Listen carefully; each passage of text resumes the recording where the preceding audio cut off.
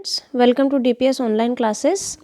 I am Karishma Kanwar and today's our topic is microorganism friend and foe. Okay, microorganism friend and foe, it means microorganism जो हैं वो हमारे friend हैं और they can be our enemies. Okay, this is module number 1. Where do microorganism live? It means microorganism जो हैं वो कहाँ रहते हैं. This is an introductory video in which we are going to read about what are microorganisms and all over about microorganism, how they are friend and foe for us. Okay, so there are large number of living organism around us. देखो बेटा हमारे चारों तरफ जो हैं different kind के living organism हैं. We can see most of the living organism with naked eyes, और मोस्ट ऑफ ऑर्गेनिज्म को हम नेकेड आइज से देख सकते हैं. However there are a large number of other organism which are so small that is not possible to see them with naked eyes. Okay, क्या बोला है यहाँ पे? Naked eyes, not possible to see. It means naked eyes से आप इन organism को नहीं देख सकते. Okay, like this is fungus. What is it? Is fungus. ये फंगस है बेटे. फंगस के जो स्पोर्स होते हैं वो हमारे चारों तरफ फैले रहते हैं, लेकिन वो हमें दिखाई नहीं देते. लेकिन सुटेबल कंडीशंस मिलते ही वो जो है पूरे फूड को ख़राब कर देते हैं. ठीक है, और ग्रोथ के बाद में दिखाई देते हैं. और इनको जो है सिर्फ और सिर्फ जो माइक्रोस्कोपिक जो इंस्ट्रूमेंट्स होते हैं उन्हीं से देखा जाता है. Like this is magnifying glass. Okay, this is magnifying glass. So हम सिर्फ मैग्नीफाइंग ग्लास या फिर जो माइक्रोस्कोप होता है उससे देख सकते हैं. जैसे ये क्या है? ये माइक्रो ऑर्गेनिज्म है. जो आपको दिखाई दे रही है सब क्या है? माइक्रो ऑर्गेनिज्म है. क्लियर? सो माइक्रो ऑर्गेनिज्म का मतलब क्या है? Tiny organism, the living organism that can not be seen with naked eyes. मतलब नेकेड आइज से आप नहीं देख सकते and can only B observe through a microscope. क्या? माइक्रोस्कोप से आप देख सकते हैं. आर कॉल्ड माइक्रो ऑर्गेनिज्म और microbes. It means micro organism क्या है बेटा? जिनको आप नेकेड आई से नहीं देख सकते हैं. You can not C them with naked eyes. ये सब क्या है? ये सभी यहाँ जो आपको दिखाई दे रहे हैं ये सब क्या है? ये माइक्रो ऑर्गेनिज्म है. ओके, समझ आ रहा है? माइक्रो ऑर्गेनिज्म क्या है? माइक्रो मीन्स टाइनी ऑर्गेनिज्म जो आपको दिखाई, जो माइक्रोस्कोप से ही देखे जा सकते हैं. Okay, Antonie van Leeuwenhoek was the first scientist to describe microorganism. ये हैं एंटोनी वैन ल्यूइनहॉक. इन्होंने सबसे पहले माइक्रो ऑर्गेनिज्म को डिस्क्राइब किया था कि माइक्रो ऑर्गेनिज्म होते क्या है. इनकी एक सेल्फ मेड माइक्रोस्कोप थी, उनसे उन्होंने इन सब का पता लगाया था. सो आपको याद रखना है Antonie van Leeuwenhoek. The science that deals with the study of microorganism is called microbiology. क्या बोलेंगे? वो साइंस जो माइक्रो ऑर्गेनिज्म की स्टडी से डील करती है, मतलब जिसमें हम माइक्रो ऑर्गेनिज्म की स्टडी करते हैं, उस साइंस को हम क्या बोलेंगे? माइक्रोबायोलॉजी. वो साइंस जिसमें माइक्रो ऑर्गेनिज्म पढ़ रहे हैं.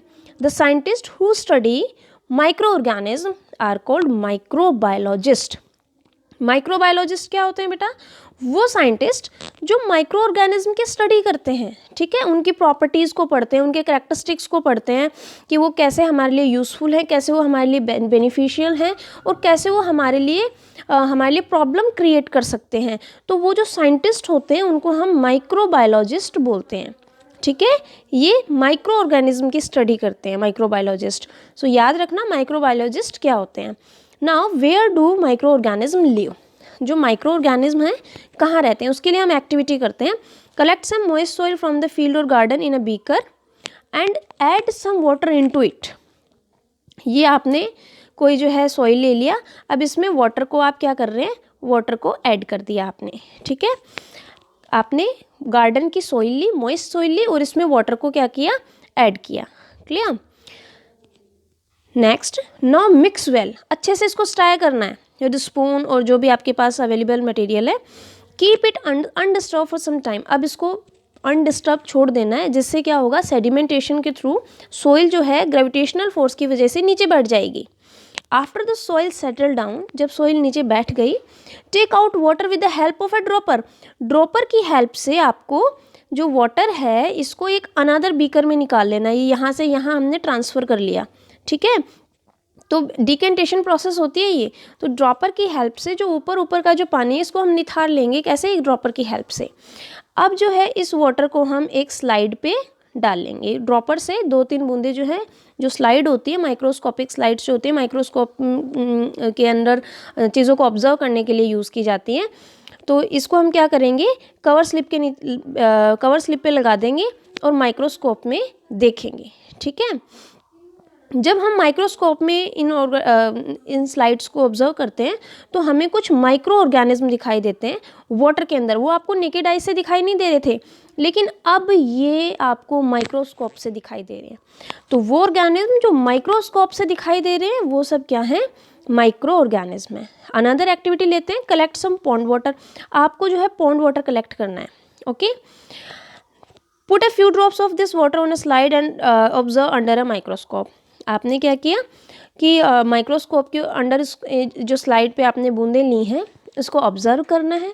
सेम वही जो आपने पीछे किया, आपको सेम वही चीज़ जो है ऑब्जर्व करने को मिलेगी कि यहाँ पे आपको इस पानी में large number of minute organism, ठीक है, लार्ज नंबर ऑफ मतलब माइन्यूट इट मीन्स बहुत छोटे, ये छोटे छोटे ऑर्गेनिज्म आपको दिखाई देंगे इस वाटर में। सो ये ऑर्गेनिज्म क्या हैं, ये माइक्रो ऑर्गेनिज्म है। Is it clear? These are micro organism which are very minute, okay, very tiny, very minute organism these are, and these can be seen only by microscope. Is it clear? Now next, soil and pond water contain a large number of microorganism. बेटे हमारे चारों तरफ बहुत सारे, हर जगह micro organism हर जगह हैं। Soil में, पॉन्ड वाटर में, हर जगह, कोई ऐसी जगह नहीं है जहाँ माइक्रो ऑर्गेनिज्म प्रेजेंट नहीं होते। ठीक है, microorganisms are found in soil, air and in water bodies like seas, rivers, lakes and ponds. It means river, lake, ponds सब जगह जो है, जो जितने भी वाटर बॉडीज़ हैं, ठीक है, इन सब में, जैसे रिवर आ गया, ये यहाँ पे लेक आ गया, ये पॉन्ड आ गया, सीज आ गई, इट मीन्स हर तरह का वाटर कहीं का भी हो, हर तरह की वाटर में, हर जगह की सॉइल में, हर जगह की एयर में, सब जगह माइक्रो ऑर्गेनिज्म हैं। Okay, this is repeated line, सब जगह है बेटा ये माइक्रो ऑर्गेनिज्म। आप कहीं भी चले जाइए, जहाँ तक सुटेबल कंडीशंस होंगी माइक्रो ऑर्गेनिज्म के लिए, सुटेबल होंगी कंडीशंस, जैसे जो डिकेइंग मैटर्स, जो माइक्रो ऑर्गेनिज्म जो डेड और डिकेइंग और जो चीज़ें होती हैं वहाँ ये ऑर्गेनिज्म पाए जाते हैं। ठीक है, हमारी बॉडी में भी होते हैं। Micro organism can exist and survive in extreme conditions like hot water spring, desert, polar region and marshy region. Okay, it means hot water spring गर्म पानी में, डेजर्ट कितना ज़रा टेम्परेचर, हाई टेम्परेचर होता है डेजर्ट में, पोलर रीजन कितना ठंडा टेम्परेचर होता है, मार्शी रीजन। इट मीन्स हर तरह के कंडीशन में वो सर्वाइव कर रहे हैं। एक उबलते पानी की जो स्प्रिंग है, हॉट वाटर स्प्रिंग है, उसमें भी वो सर्वाइव कर रहे हैं, डेजर्ट में भी कर रहे हैं, पोलर रीजन में भी कर रहे हैं, वो मार्शी रीजन में भी कर रहे हैं। ठीक है, so micro organism are present everywhere, हर जगह प्रेजेंट है माइक्रो ऑर्गेनिज्म। कोई ऐसी जगह नहीं है जहाँ माइक्रो ऑर्गेनिज्म प्रेजेंट नहीं होते। आपकी अभी भी आपके जो बॉडी के हर एक पार्ट पे, आपके जो हैंड्स हैं, इन पे अभी भी माइक्रो ऑर्गेनिज्म लगे हुए हैं। ठीक है, माइक्रो ऑर्गेनिज्म हर जगह होते हैं। नाउ सम मेन पॉइंट्स जो हमने पीछे पढ़े हैं, ये उसका overall, it is overall summary of the chapter, of the topic of the module number 1. It is all over the summary. Okay, so the first point is, you can take its screenshot. Okay, the living organism that cannot be seen with naked eyes and can be observed only through a microscope are called microorganism. यही पढ़ा हमने कि microscope से जो दिख सकते हैं। The science that deals with the study of microorganism is called microbiology. वो साइंस जो माइक्रो ऑर्गेनिज्म को की स्टडी करवाती है, जो साइंटिस्ट होते हैं उनको हम माइक्रोबायोलॉजी बोलते हैं, जो माइक्रो ऑर्गेनिज्म की स्टडी करते हैं। Micro organism are found everywhere, जो माइक्रो ऑर्गेनिज्म हैं वो हर जगह हैं। Okay, these are found everywhere. Clear? So the next is microorganisms are found in soil, air, water, everywhere, sea, river, lake, pond, सब जगह हैं। Microorganisms are found in everywhere. Dead and decaying organism में आपको मिलेंगे। Inside our body, हमारी जो intestine होती है वहाँ भी E. coli नाम के बैक्टीरिया होते हैं। एक्सट्रीम कंडीशन में सर्वाइव कर सकते हैं, लाइक हॉट वाटर स्प्रिंग है, डेजर्ट है, पोलर रीजन है, मार्शी लैंड है, हर जगह। Okay, this can be survive everywhere, हर जगह। हॉट वाटर स्प्रिंग में कितना उबलता हुआ पानी होता है, सब जगह ये माइक्रो ऑर्गेनिज्म जो है सर्वाइव कर सकते हैं।